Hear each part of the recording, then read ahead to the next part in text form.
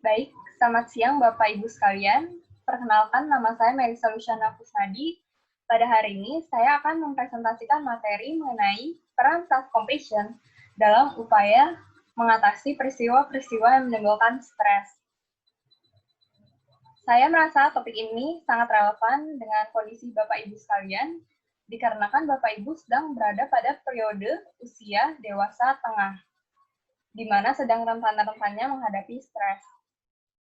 Dan jika kondisi ini tidak diatasi, maka dapat menimbulkan stagnasi, atau Bapak Ibu berhenti melakukan aktivitas atau kegiatan apapun.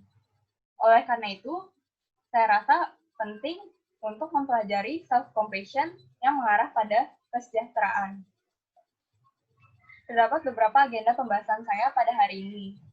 Yang pertama, tentunya kita harus mengetahui dan memahami dulu apa itu self-compassion. Lalu, apa saja aspek-aspek dalam self-compassion. Lalu, apa hubungannya self-compassion ini dengan coping dan kesejahteraan. Tentunya kita juga harus mengetahui apa itu coping, apa saja kategori inti dari coping, dan jenis coping yang lain, misalnya coping proaktif. Yang pertama, apa itu self-compassion? Self-compassion ini berarti berbelas kasih pada diri sendiri. Oleh karena itu, sering disebut rasa belas kasihan pada diri sendiri. Nah, terdapat 3 aspek dalam self-compassion. Yang pertama adalah self-kindness. Self-kindness ini berarti kita memperlakukan diri sendiri dengan baik, terutama ketika kita berada pada masa-masa yang sulit, seperti misalnya mengalami kegagalan, penderitaan, melakukan kesalahan, dan lain-lain. Orang yang memiliki belas kasihan diri yang tinggi cenderung tidak akan marah atau mengkritik diri atas apa yang terjadi, dan cenderung akan tetap memberikan perhatian dan kasih sayang terhadap diri sendiri yang diwujudkan dalam tindakan terbuka, seperti misalnya melakukan kesalahan dalam pekerjaan. Lalu kita mengambil cuti untuk bisa mengelola emosi kita dan memperbaiki fungsi psikologis dan fisik kita. Yang kedua adalah common humanity. Itu berarti kita memahami dan menyadari bahwa seberapapun menyakitkan pengalaman kita atau penderitaan yang kita alami, itu merupakan bagian dari pengalaman atau kehidupan semua orang. Artinya bukan hanya terjadi pada diri kita. Istilahnya, orang itu memiliki penderitaannya masing-masing. Nah, dengan menyadari bahwa pengalaman tersebut dialami oleh semua orang, maka itu akan menurunkan perasaan terasing kita dan juga membuat kita bisa menggunakan upaya pengatasian atau penanggulangan itu yang sesuai, yang secara positif, gitu. Dan terakhir itu mindfulness. Itu berarti kita mengambil cara pandang yang objektif. Jadi kita melihat keadaan yang sebenarnya, tanpa dipengaruhi oleh pendapat pribadi kita, yang mungkin saja bisa salah.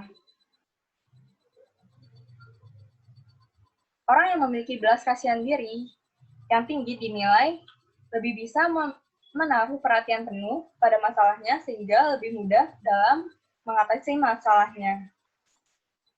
Nah, apa sih hubungan self-compassion dengan coping dan kesejahteraan? Jadi penelitian ini menunjukkan bahwa self-compassion berhubungan positif dengan kesejahteraan psikologis. Artinya, orang yang memiliki belas kasihan diri yang tinggi cenderung akan lebih puas terhadap hidupnya, lebih bisa menjalin relasi sosial yang baik, dan tentunya lebih merasa sejahtera dibandingkan dengan orang yang kurang memiliki belas kasihan pada diri sendiri.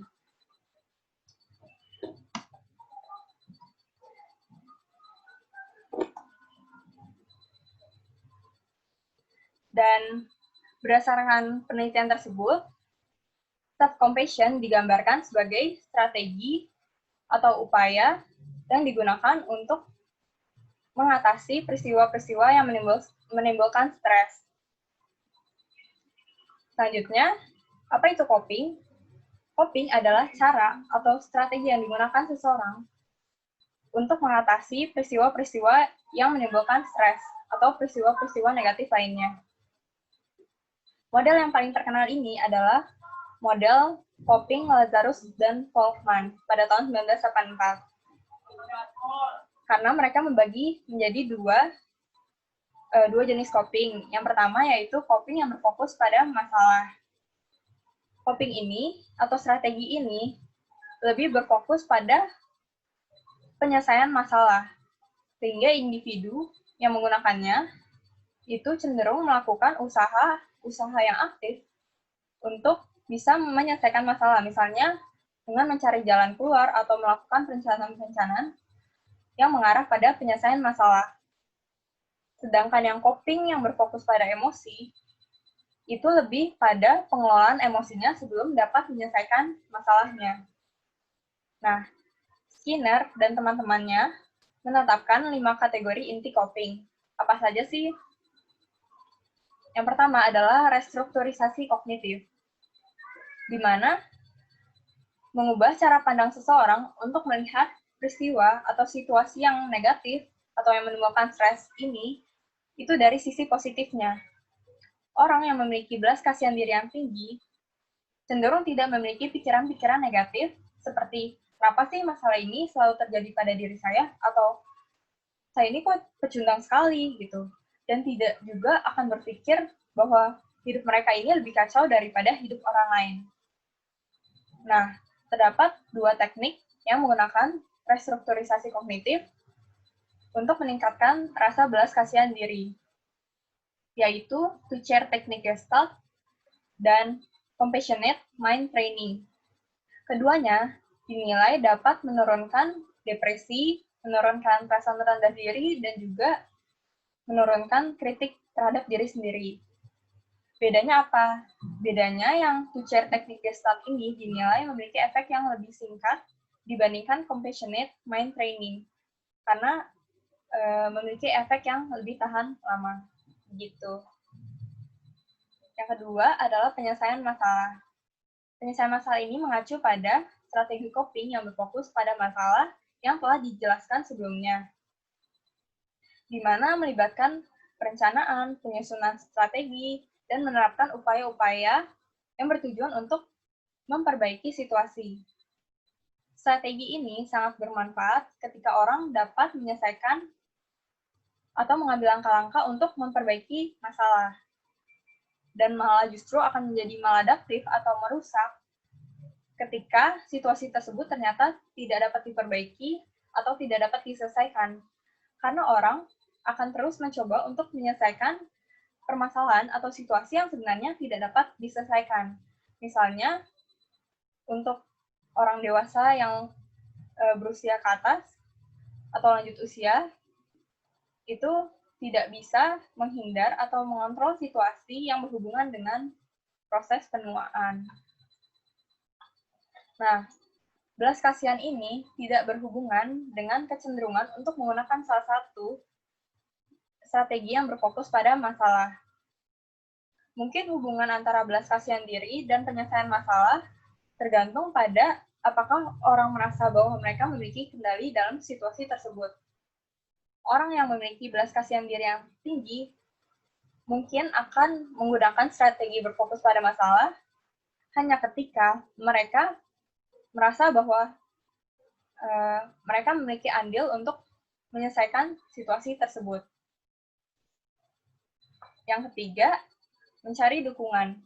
Dukungan ini bisa berupa bantuan, nasihat dari berbagai pihak, misalnya dukungan orang tua, teman, atau tenaga profesional, dan lain-lainnya.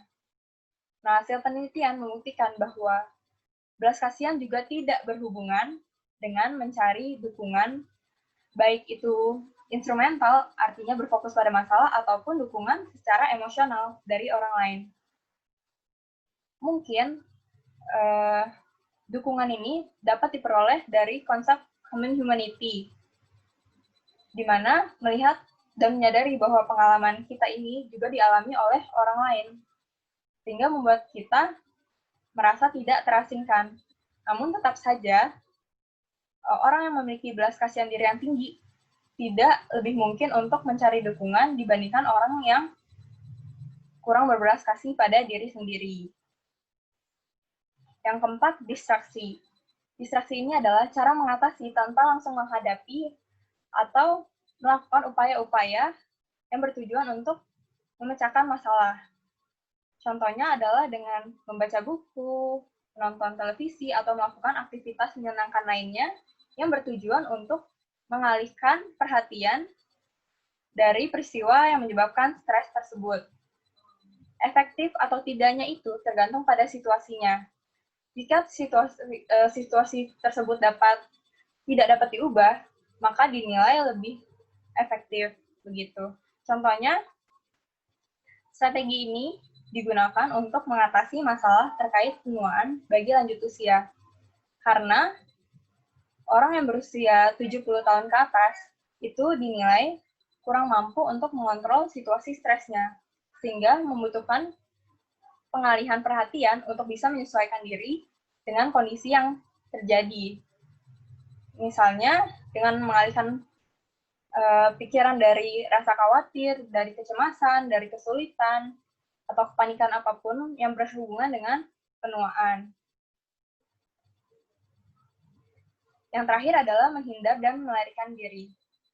Ini keduanya merupakan jenis dari coping yang berfokus pada emosi, yang sudah juga dijelaskan sebelumnya. Nah, belas kasihan diri ini berhubungan negatif dengan strategi coping menghindar. Artinya, orang yang memiliki belas kasihan diri yang tinggi cenderung tidak menghindari masalahnya, dan justru akan menyelesaikan masalahnya.